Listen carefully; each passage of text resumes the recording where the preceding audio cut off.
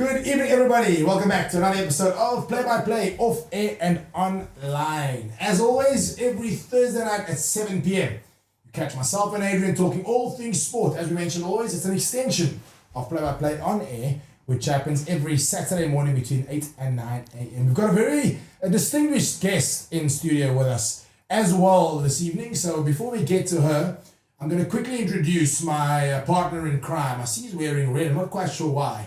But Adrian Enley, as always, good evening, big guy. Good evening, sir. How are you doing? I'm very good, thank you. What's the broad smile all about? I don't know. There's just so much to smile about, man. There's just so much to smile about. There's so many good things to talk about in sports today. 100%. And then, as always, the rose amongst the thorns, I suppose we'll call her just for today, is Tara Lee. Hello, Tara. Hi, Morgan. Thank you. Hi, Adrian. Hello, Tara. This is a rather subdued entrance to what we used to, Tara. Is do I always is give you everything okay? Yeah, you're normally so excited and normally so about you. Listen, everything's good, you know. It's been an interesting season, an interesting time. As you said, a lot of exciting sports on the cards. Speaking of exciting sport, we're going to focus on football. Football. What do we call it in South Africa? Soccer in South Africa, Soccer but in South football Africa. internationally. Okay, so we're going to focus on soccer for the duration of the show. Of course, the Premier League just wrapped up. We've got a small matter to see to this evening. And then, of course, Bafana squad being announced. It's being announced on Tuesday evening, but because we're recording on Tuesday afternoon, we won't be able to give you the exact squad, but we can sort of dabble around who we think will make the squad. And, of course, just touch on a little bit of their fixtures and sort of their journey that they're going to take place at the Soccer World Cup. And then, of course, Saturday evening or Saturday late afternoon is the Champions League final between Arsenal and PSG. And these two experts here next to me are going to unpack their thoughts on Arsenal. Can they do the double? After having won the Premier League, can they do the double and pick up the Champions League as well? And then, of course, PSG. Two different styles go head-to-head in the Champions League final. Without further ado, let's get to the matters more pressing at hand. Adrian, I'll start with you on this one. Okay. I mean, midway through the season, there was massive debate between the two of you. And guys, also this is at this point that I throw a question and then I can walk out of the studio, go have a coffee, and I'll come back. And the two of them will still be going at it. So if you don't see me in this chair, then just be aware that that's the case. At the sort of midway through the season, Yes, you and Tara quite heavily went at each other about a few things. we did.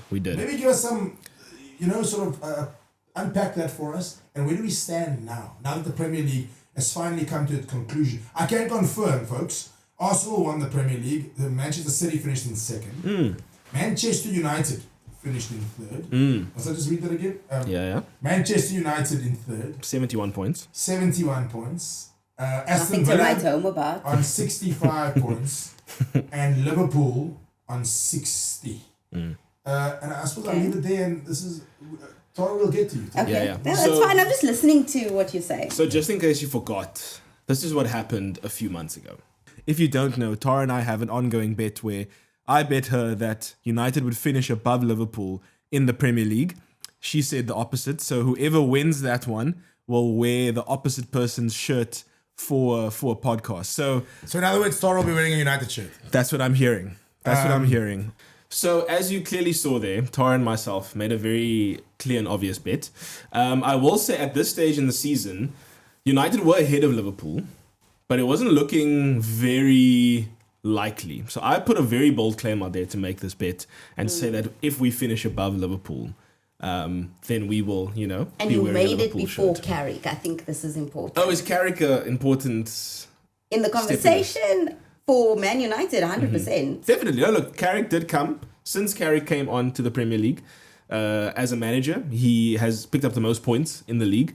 He has completely turned around Man United's season. And it now means that we're in a situation, Tara, where Man United has ended the Premier League season 11 points above Liverpool.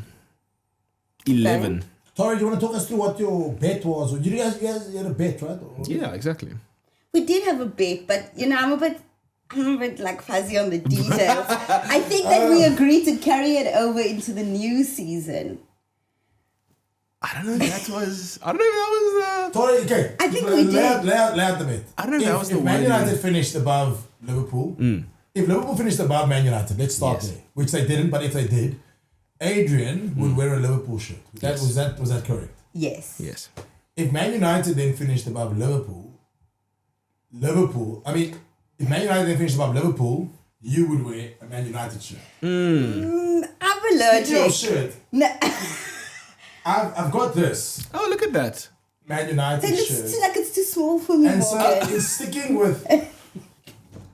I mean, if you're a woman of your word, Oh, why must you go there? then Which we know Tara is. which we know you are, because She we're going has to the dive into the integrity. details of the performances now. But maybe just while it's not often that I ask a woman to get undressed on TV. Yeah. But do you mind then just taking off the jacket, covering the Liverpool shirt with this Man United shirt for the duration of the show? Yeah.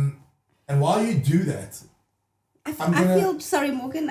This looks like it's too small. I don't no, think it's it's gonna definitely fit. not too small. It fits me I perfectly. don't think it's. My chest is bigger. Can we make the snappy, please? Yeah. Thank you. Come to I I'll hold your mic for you, love don't the worry. fact that you are sticking to your bet here. And while we do that, I'm going to play your song. Maybe I just, can it be like this? Is this good enough? No, not good enough. No. Fully on. Over the Liverpool shirt. That's the bet. This is a good song choice as well. Oh my god, I think I'm gonna be sick. This makes for great reference.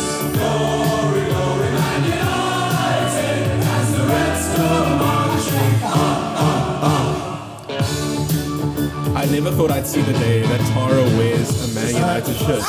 Dying inside. Almost there, Tara. Almost there. At least I have Champions League underneath. Champions of Europe. Istanbul. Love that. Love that. I can play this at length. I don't think I've ever heard this song before. We can go on at length. Okay, folks, now let's dive into the details of it. Okay. Tara's going to wear the Man United shirt for the rest of the show. We'll zoom in on her. I'll ask Brody to zoom in and get nice tight shots. And we'll place all of those on social media.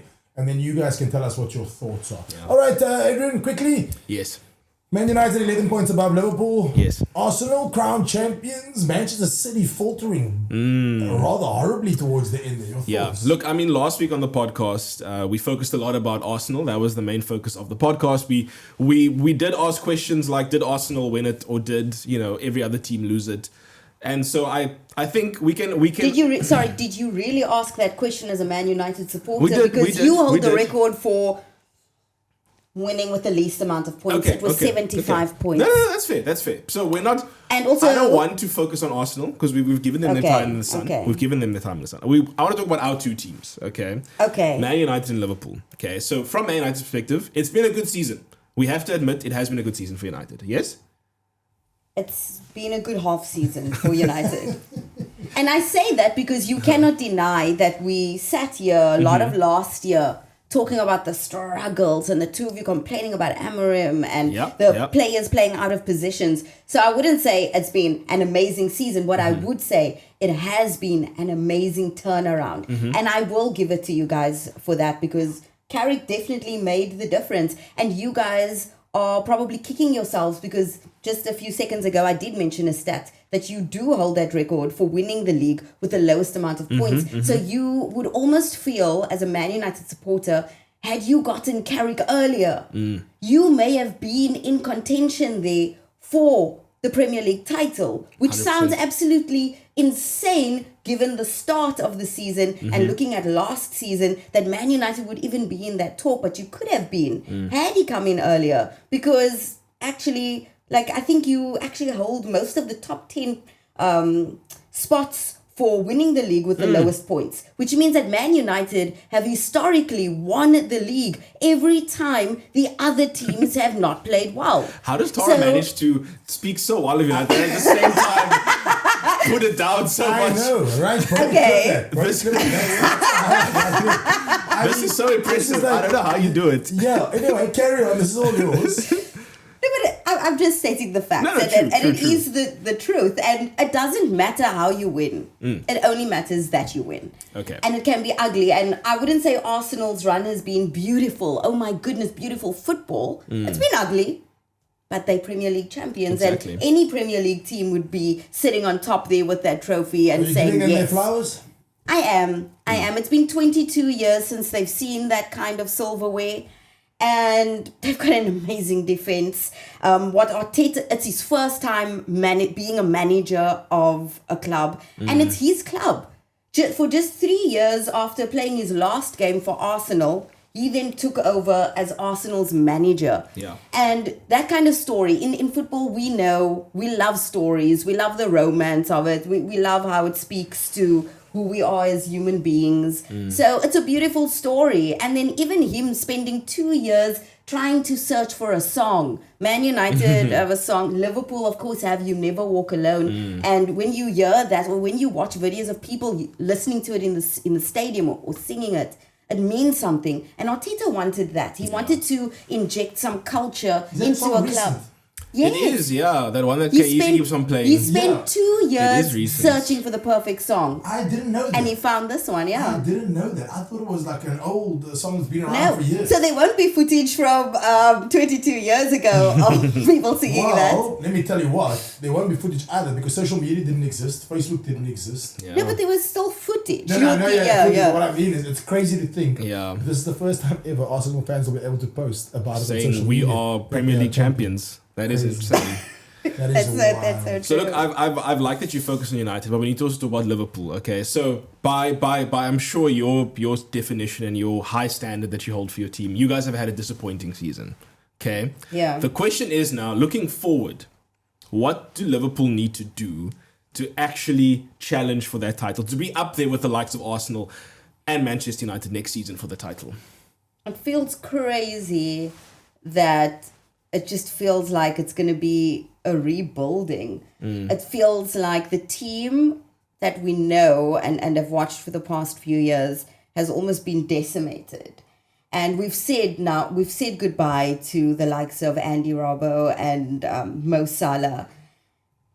Massive players, but it's not all we've said goodbye to, We've said goodbye to almost the entire team. So I don't know what Arne Slot's plan is. Is he the right guy? We don't have a choice. I'm not going to sign any petitions for Slot out there. There is one making the rounds amongst some fans. But as a Liverpool supporter, we don't do that. So I'm just going to have to wait and see. What do you make of Mo Salah's comments before that last game? I think it got a lot of negative attention, but he's within his right. He's leaving and he's spent, for the past 9 years, Morgan and Adrian, this team has been just on this upward trajectory and they've been playing some really good football. It's been an incredible atmosphere and culture to be around. So I think that as he leaves, his heart is still there and will always be there with Liverpool. And I think he wanted to say something because he wants some sort of change. He wants at least Arne Slot to take note and remember who Liverpool is, who they are as a team. So I didn't view it as negative. I think it got a lot of negative attention, but a lot of players were liking that comment. And I think that's also where the negative attention came about. Yeah. Yeah, look, folks, we could talk about Liverpool at length. Nonetheless, 11 points difference between Man United and Liverpool. So that's why, in case you're wondering, that's exactly why Tara is wearing a Man United shirt for the duration of today's show. How does it feel to wear something so We're going to wrap up good? the Premier League very quickly. Tara feels very comfy and she asked if she can have it. I said to her, she can have it, she can frame it, she can do whatever she likes with it. But it will be remiss of me not to wrap up the Premier League without talking about Pep Guardiola. Yeah. He definitely is one of the greatest managers of the Premier League and of our time that we... One of. You don't think he's the greatest? There's a debate between him and Fergie. Where do you... I mean, if you look at Fergie. what Guardiola achieved in his amount of time at the club, I can see the arguments for it. The 20 I think, trophies in 10 years. Yeah, but I think given Ferguson's longevity, that's something you don't see in any football team anymore. For him to go through different eras in the Premier League and have that consistency, I think will always put him above the rest. But takes nothing away from Guardiola and what he's done with City. Obviously, I'm sure he would have wished to end it on a high and pick up a final trophy this year with City. As a send-off for him. That would have been a great send-off. I wish he did it. But he got 2 trophies in what people are calling Man City's one of their worst seasons. Crazy, right? He picks up 2 trophies. Exactly. The FA Cup and Carabao Cup. Where That does is that crazy. leave Man City now? Because I'm hearing very little about who the next manager is going to be. Well, so it was just confirmed yesterday that it will be Enzo Maresca. Yeah. Is it confirmed? It is now confirmed. Yes, I missed yes, that. Ooh, it is. It is now confirmed. So Enzo Maresca, who obviously has experience with City, he was Pep's Understudy. assistant coach for a Yeah. while. He obviously did also coach at Chelsea, and that ended very badly for some reason. But apparently, he's the successor. And it's interesting because Pep made a comment recently where he said he doesn't want City to just find a clone of him. He doesn't want them to find someone that's going to play exactly like him. He wants them to find someone that will be able to. That's going to be tough. And Exactly. You think Enzo is the right guy? I don't know, because people have said he's the right guy because he is like Guardiola. But I'm like, if that's not what Pep wants, then what's going to happen? But it doesn't really matter what Pep wants, True, because true, he's it leaving. doesn't. And another thing, Pep has, apart from just being that great manager, he's also kind of influenced football in England. 100%. Yeah. So a lot of different managers have almost adopted Good point. what he's done. So it's going to be difficult to find somebody that's going to be completely different from Pep. Can you imagine what a manager like Pep would have done if he stepped into a club like Man United after Fergie left, instead of David Moyes and then Louis van Oh, Gaal? David Moyes. Imagine if we really had. went all around before we finally. Do you think Carrick is So this is a question for you guys. Do you think that next season, or where are you going to compete? Because remember, you're not just playing one thing next season. True. You're playing Europe as well. I think that's why it's going to be very key the signings we make now in our transfer window? We're going to have to create a little bit more depth in the squad because we're going to be stretching our players very thin. And I would hope that, look, Carrick has proven himself already against very tough opposition this season. Whether he carries that on next season is going to be down to the signings they make. On paper, he should work. I've always maintained I would have preferred someone with a bit more experience in Europe and being a manager, but I can understand why they've chosen Carrick. Who did you want again? Was it? I wanted Luis Enrique from PSG. That was my I mean, Yes, he you've been is. pushing for him. that was my Brilliant. bucket list. That was my bucket list manager. But you know what? He's still with PSG. He's still gonna win them a Champions League this Saturday.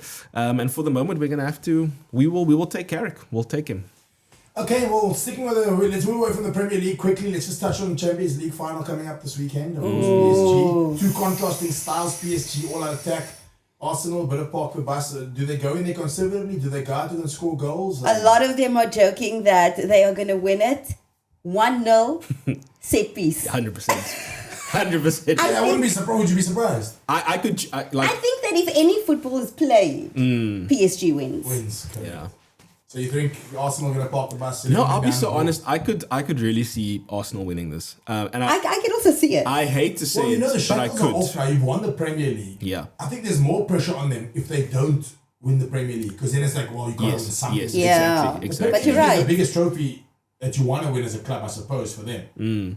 If you asked them at the beginning of the season, Champions League or Premier League, they get Premier League. It's Yeah. interesting. I've asked a few Arsenal fans this, because there was a point obviously where it was looking like Arsenal was very shaky for the Premier League. Yes. And I asked them if you would rather choose between the Premier League or Champions League, what would you choose? And a lot of them actually said Champions League because I they've guess never won it. They've never won it before, and because if you look at their record in the Champions League, they've had a perfect record so far. I mean, they've beaten every single team that It's they've basically played. been an invincible season. It has for them, been for them in the Champions League. So the standard they've put out in the Champions League has been a lot higher. So I think there is a little bit more pressure on them to actually deliver.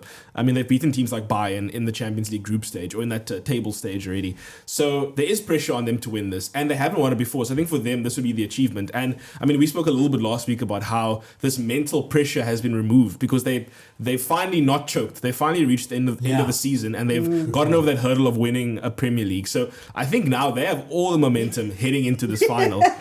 PSG, obviously, they've been playing brilliantly. They've won their French league already. I think they're playing for a treble again. I mean, it's very easy to win a treble if you win in Paris, obviously. But they're looking for back-to-back honors. They All are. right, well then, stick your neck out. I'm looking for a prediction, please. Oh, it's a tough one, You have to make Morgan. a call.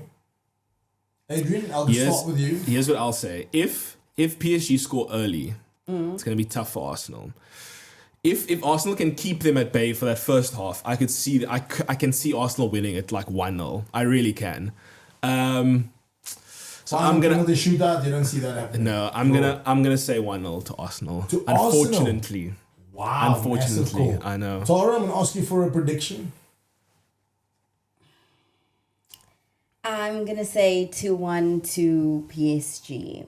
2-1 to PSG. But you know what's really funny is it could really go the opposite way. It could. It could be 4-0 to PSG. It could be, yeah, it really that's could the be. thing. Well, you know what You're my right. thing is? My thing is like after the celebrations and the backlash of winning the Premier League, do these players find a way to lift themselves? Or do they go out there, play all-out football, potentially score one early goal, and then it goes in their favour? I'm going to go PSG 3-0, but I mean, that's Okay. quite... But that's not unrealistic. It's really not unrealistic. I suppose. Your prediction's not crazy. All right, well, there you have it, folks. So, give your predictions. Adrian going Arsenal, and myself and Tara going PSG. If you like what you're seeing and you want to leave your message in the comments, of course, leave your score prediction in the comments. Actually, maybe next week we'll try and unpack it and see who was right, wrong, and who predicted most accurately. Guys, we have to move on. We're running out of time here at a rate of knots. Bafana Football World Cup announcement taking place tonight, which is Tuesday because we're recording. Are we looking at any surprises? Are we expecting any surprises? Are we confident with our Bafana side? Can we get out of the group stages? That'll be a victory for us in itself. I'm really hoping that given the combo, because we know that the Bafana team will largely be players from Orlando Pirates and Mamelodi Sundowns. Given the fact that this Sundowns team obviously now are just they've become the club champions of Africa, and Orlando Pirates have just won the PSL as well. I'm hoping that again you carry that mentality into a competition like the World Cup. Yeah, because ultimately, look, we're going to be up against it. We have things could have been worse for us in our group. We have Mexico, South Korea, and then we also have Czech. We have the Czech, the Czech Republic. So let me just really run through that for you. Then we play on the 11th of June. We play the opening match. Yeah. How cool is that? The reverse fixture of 2010. It is. Yeah, it's going to be incredible. Do you understand how every single person in the world will be watching? Like, I don't know if the Bafana players realize this. Like, they are playing the opening match of the 2026 World Cup. Like, every single person who's going to be watching the World Cup in the world will be watching those players play. Correct. How do you even begin to fathom that? It's massive. Because the PSL is very popular in South Africa. Obviously, like things like the Soweto Derby sell out, and you're playing in front of viewers. Now you've got billions. You've got billions of people watching this. So for different them, networks, 100%, social media, all over. So imagine being a player and knowing that, so and that knowing is 9:00 South African time. On the 11th of June, and then we play the 18th. We play against the Czech Republic. Yes. And that is at 6 p.m. South African time. And then our final game is on the 24th of June against South Korea. And that is at, what's the SA time? 3 a.m. on the morning of the 24th of June, South Africa. That's going to be a tough one because if that's going to be like a must win, we're all going to be waking up at 3 a.m. to watch that match. Oh, you think that's going to be the must win? Well, I don't know. How do you see this going? I see us beating Mexico. I know it sounds crazy, but I think we can beat Mexico. It's a very tough group for us. Everybody's ranked above us. But we can do this. There's one thing about South Africans, and we know it. Like, we can get that win. There's that belief. We'll score a goal. We'll dance on the sidelines, and I think that we will get that win. Okay, so we win against Mexico. And then I think we draw both. Then we play Czech. I could see us drawing against Czech. Yeah. South Korea have a decent team. They do. They have some players who are playing in Europe, and other stronger leagues. We've also got players playing all over the world. True. In Saudi, in Europe, in England. I'm going to push you for a bit of a prediction as well. I'm going to hold you accountable. Brody, clip this because we're going to hold them accountable to this coming end of the Football World Cup. How far are we going? We get out of the group stages. We have to. We haven't gotten out of the group in our World Cup history. Yeah. I think Hugo Bruce. I think this is the season for us to do that. If I'm going to have faith in somebody, it's Hugo Bruce. He turned Bokazi into a white man. That's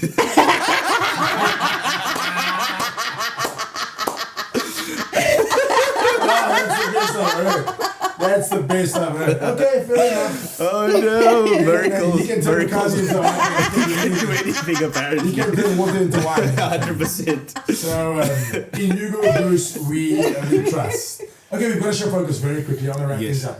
We're running out of time as it is. It is the small match of Stormers into the quarterfinals of the URC. True. Cheers and Colby just signing with the Stormers. Yeah. I want to hear you guys' take on this, actually.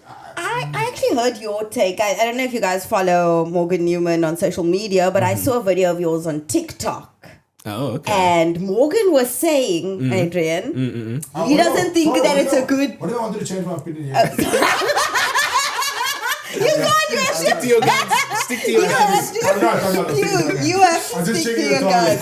Can't expose the brother. He was saying that that money could have been spent on maybe 4 youngsters, and really nurture them. Okay, but I want to know your opinion first, and then I'll.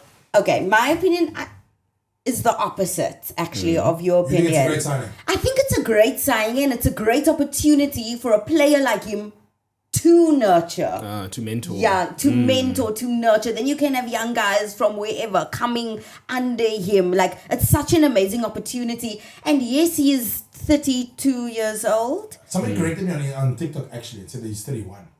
But I can very easily check. Anyway, Here nor 31, there, honestly. 32. There's, the 12-month difference at most.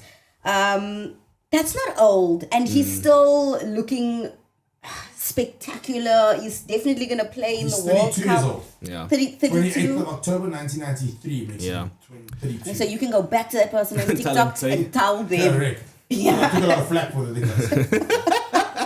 Anyway, but do you think it's a great sign? I think it's a great signing. I mean, when I saw us playing Damon Willemse on the wing, I knew we might need a bit more options on the wing. So I don't think it's a bad thing for us to sign someone like Cheslin Kolbe. I know that it's a big personal thing for him as well, because the reports coming out is that he wants to be back in Cape Town. So it just feels like the best of both worlds. He wants to be back in Cape Town. And isn't the money coming from everywhere? So yeah, apparently he's taking a pay cut. John Dobson was on the record to say that he's taking a big pay cut to come and play for the Stormers, because I think he's getting out of his contract early and there's a few sort of monetary issues with that. So he's taking a pay cut to come and play in the Cape Town again. Obviously, that's where he wants to be. And I think he's a brilliant player. And hopefully he does nurture and mentor younger players. That's coming why through the I ranks. think it's fantastic, because I think that he's the right guy for that role, Morgan. I understand where you're coming from. I don't disagree with you. Don't get me wrong. He's been a massive servant. He's played fantastic rugby. He left in 2017 and he's been abroad for a long time. He wants to come home. I get all of that. My concern just around this whole thing is around the fact that, like, has a guy like Sia and Cheslin earned the right to just go where they want and finish their careers where they want? And I ask this openly because I'll tell you why. If there's one thing you don't do in the Western Cape, is go and look for a winger or a fullback or an outside back. Because they're everywhere. They're everywhere. Yeah. And they're super talented. I mean, with the right guidance and the right nurturing, the next Cheslin Kolbe can be very easily unearthed. Yeah. My worry is we go and sign a guy like this, right? He's got 2 or 3 years left in him. Don't get me wrong. He's gonna produce for the Springboks at the next Rugby World Cup. Yeah. He is by all intents and purposes right now still one of the best winger in the world. But post Rugby World Cup, he's gonna come home. He's gonna be with his family. Why are we signing a guy like that when we can spend? Listen, he's not coming for less than 5 or 6 million. I don't know the numbers. I could be very wrong, but he's coming for a fat packet. Even if he's taking a pay cut, he was on between 130 and 155 million yen per season. So a pay cut on that doesn't mean he's coming here for free. Yeah, very true. Him and Sia were saying, I'll come for free and I'll come and do the job. Different story. They've earned all the bucks now. Yeah. Then I get it. And you don't think they've earned the right to say, I want to come home? Well, this is my question. I don't know whether they have or not. I'm not anti it or nor am I for it. I do wonder though, like, say he comes for 4 million rand. I do think if we spend 4 million rand, R1 million on 4 of the next Cheslin Kolbes, and we put them through training, and we put them through eating programs, and we housed them, and we looked after them, and we nurtured them, and we educated them, and we did all these different elements, then surely we can unearth 4 more Cheslin Kolbes. But maybe as opposed to now signing him. Yes, I get that he'll have an effect on the greater squad. Yes, I get there's probably business behind it through Woody full stadiums. Will Cheslin Kolbe bring us 5,000 or 6,000 more people in the stadium? Western Province don't have a problem with filling stadiums. We don't have an issue with numbers in the stands. The numbers could be better. The numbers could be better, but we still broke the record this past season of URC attendances at games. So it's not like we're doing badly. I just do wonder, and I love Cheslin and I know him personally, so I'm not having a go at the guy at all. I am just asking the question of, can we not utilize the money that's being thrown around to bring this guy back in better ways to make Western Province rugby as a whole a better entity where we can compete in the URC, in the Champions Cup with super talented, underprivileged kids coming through the systems? Why is it still that the Varsity Cup kids are still the ones making it? Why is it still that the mainstream schools are still the ones producing all the Springboks when we've got super talented kids in the sort of the lesser known schools. Spend money to go nurture those kids and go unearth more talent. I understand what you're saying, Morgan, and I love that you're saying that's. I agree with you that should happen. But if the money was not spent on Cheslin Kolbe, do you really think that the money would have been spent on what you're suggesting? Yes, I agree with you, and I've thought about this 1,000 times, and that's why I say, is it an administrative thing that we're going, well, let's just sign Cheslin, he'll pack stadiums and we'll make more money, and hopefully that's it. Or go, spend that money wisely, find those people that are prepared to bring in, find a different way of making this work. I don't know, maybe when Cheslin retires, sign a contract with him post-rugby, that he is, the Cheslin Kolbe Academy is going to produce the next Cheslin Kolbe. I don't know what that looks like. I mean, it's easy for me to sit here. I wouldn't be surprised if Cheslin spitball, Kolbe is even thinking, he may actually be thinking along those lines. But then the question is, he's still playing now. Play in Japan, play less rugby. Contribute to the Springboks the way you are. Yes, I understand the family thing, guys. I've also got a family, and I respect that massively. He wants to come home closer to his family. He's traveled the world for the last 9 or 10 years, you know, being a good rugby player, being away from his family. His wife's obviously single parenting when he's away on tour. I get that must be a super tough dynamic. So I'm not having a go at that dynamic either. But I'm saying from a business point of view for Western Province Rugby, I feel like there's better ways of caressing this thing than just signing him for big bucks in hope that he's going to set the world alight. If Cheslin Kolbe was in our team this year, would we have performed any better, any worse? The question, you know what I mean? Like, can an outside back have that much of an impact? I honestly think that at the end of the day, Cheslin Kolbe is still a brilliant player. We must remember his performances of late, for the Springboks especially. I haven't seen him play extensively for Japan. So I don't know if all of this is just because of a money thing. I think it is also just because we need to add some quality players to our line, to our back line. And obviously the question remains, are we looking at the future? Because Cheslin Kolbe isn't a player for our future right now. Well, this is the thing. Neither is Sia, neither is people like Volker Low, people like that who we're bringing in. Look what signing the Galacticos did to the Sharks. A lot of young people. I mean, we spoke to the they guys. Signed Yemen, they signed Sia, they signed all these guys. When the Sharks didn't qualify. True. So we talk about the impact that these guys will have on the players around them. Yeah. Did Yemen do it? Did Sia do it? I guess the Sharks is a good example of what could happen if you just sign stars without a clear vision in mind. Correct. Fair. I'm just worried fair. we fall down that road. You know, Wilco Low, I completely get. Why do I agree with the signing of Wilco Low? Because, guys, props develop late. They're few and far between in club rugby, so it's not like we can even go and nurture these guys. 90% of the time, they bred like that from young. You can't go and find a club rugby prop that's not the right size, not gonna get injured, hasn't been playing the position for years. That's a super highly skilled position that almost needs a certain kind of shape. Do you know what I mean? With all due respect, what Cheslin does in the rugby field, I respect. But a lot of players have the talent to also go and do that. If nurtured correctly, we can go and make those players. Am I making sense? You are making sense, and you have valid points. Okay, quickly. Quarterfinal. We spoke Cheslin. We didn't talk quarterfinal. Stormers, but we are out of time. Stormers. Quarterfinal. We should. We have to. We're playing at home against a team that I know we lost against last time out, but we really need to. Like, the Stormers need to now lock in and say, we need Leinster to lose, so we have a home semi-final as well. Yes, and Leinster could lose, hey? Are they not playing the Lions? But they do have a tough fixture. I know they could lose, actually. I was looking at the fixtures earlier, but I can't find it. Leinster really could lose. And that would be great for us. I would love that. We think we have a home semi-final as well. 100%. I love that for us. I know, but you also hate relying on other teams to perform in a certain way or not perform. With that being said, the Stormers should win this weekend. But they should. Okay, so you going predictions for this weekend? Stormers to win? So yeah, Stormers by 10. Tara? Stormers by 5. Okay. Stormers by 5. Folks, we're out of time. Closer. There was so much happening. We could keep going if we really wanted to, but unfortunately, all good things have to come to an end. Good luck to all. Congratulations, rather, because the show's already been aired.